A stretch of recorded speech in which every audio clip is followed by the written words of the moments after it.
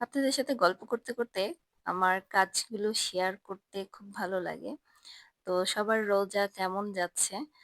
ভাবলাম spring roll বানাই। আপনাদের সাথে আমি শেয়ার করি আমি কিভাবে স্প্রিং রোলটা বানাই।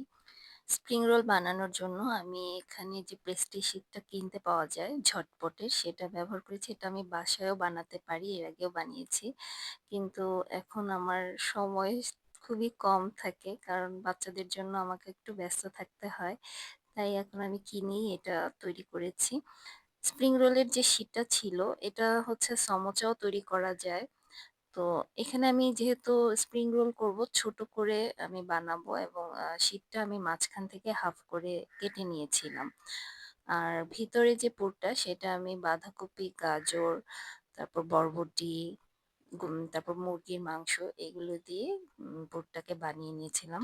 পেস্ট্রি শিটগুলো একসাথে বের করে রুম টেম্পারেচারে রেখে দিলে বাতাসে সেগুলো একটু শুকিয়ে শক্ত হয়ে যায়। তাই এটাকে আমি অল্প কিছু করে বের করে রাখি আর ট্রেতে রেখে একটা ভিজা কাপড় দিয়ে আমি পেস্ট্রি শিটগুলোকে ঢেকে রাখি। স্প্রিং রোল বানানো একদমই সোজা। এখানে আমি একটু ক্লোজলি দেখাচ্ছি আমি কিভাবে স্প্রিং রোলের সাইডটাকে ভাঁজ করে নিয়েছি। এবং আমি এখানে একটা বাটিতে পানিতে আটা পাতলা করে পানি দিয়ে গুলে রেখেছি। এটা হচ্ছে গ্লু এর মতো কাজ করবে।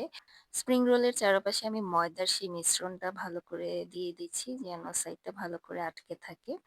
এই স্প্রিং রোলগুলো আমি বানিয়ে ১ম এ একটা এয়ারটাইট বক্সে রেখে দিয়েছিলাম।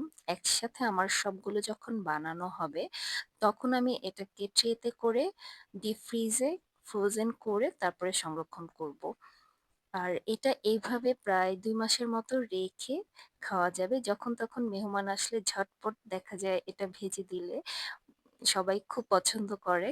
এখানে আমার সব এখনো একসাথে বানানো হয়নি। যে কটা তৈরি করেছি আমি দেখিয়ে দিলাম। আর সব যখন একসাথে বানানো হবে তারপর আমি সেটাকে ট্রেতে করে ফ্রোজেন করে আমি সংরক্ষণ করে রেখে দিব যখন তখন ভেজে খাওয়ার জন্য।